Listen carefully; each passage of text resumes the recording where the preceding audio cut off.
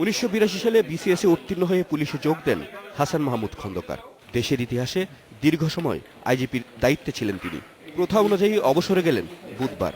বিদায়কালে তার সময়ের সব অর্জনের কৃতিত্ব দিলেন পুলিশ সদস্যদের। আর নতুন পুলিশ প্রধানের দায়িত্ব নিলেন একেএম শহীদুল হক।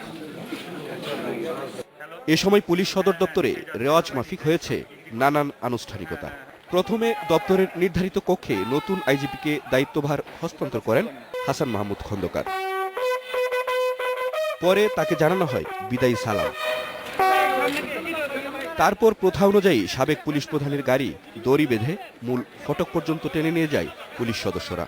সেখান থেকেই আনুষ্ঠানিক বিদায় নেন হাসান মাহমুদ খন্দকার। পরে সংবাদ সম্মেলনে কথা বলেন নতুন আইজিপি।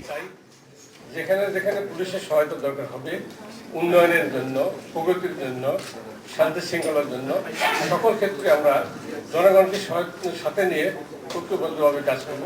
জনগণের সাথে অংশীদারিত্ব এগুলি করতে হলে পুলিশ এবং পাবলিকের দূরত্বটা কমাতে হবে। দূরত্ব যা আছে রিয়েলিটি। সেজন্য কিন্তু এই যে আপনার দৃষ্টিভঙ্গির একটা অন্তর আছে, পুলিশের দৃষ্টিভঙ্গি পাশাপাশি জনগণের দৃষ্টিভঙ্গি। সন্ধ্যায় গণভবনে নতুন পুলিশ প্রধানকে র্যাঙ্ক ব্যাচ পরিয়ে দেন প্রধানমন্ত্রী। বিদায়ী আইজিপি হাসান মাহমুদের সময়ই রাষ্ট্রীয় সম্মান স্বাধীনতা পদক পায় বাংলাদেশ পুলিশ। 27 বছর পর ফিরে পায় 3 স্টার জেনারেলের পদমর্যাদার rank batch. Masud Curzon, independent news, Dhaka.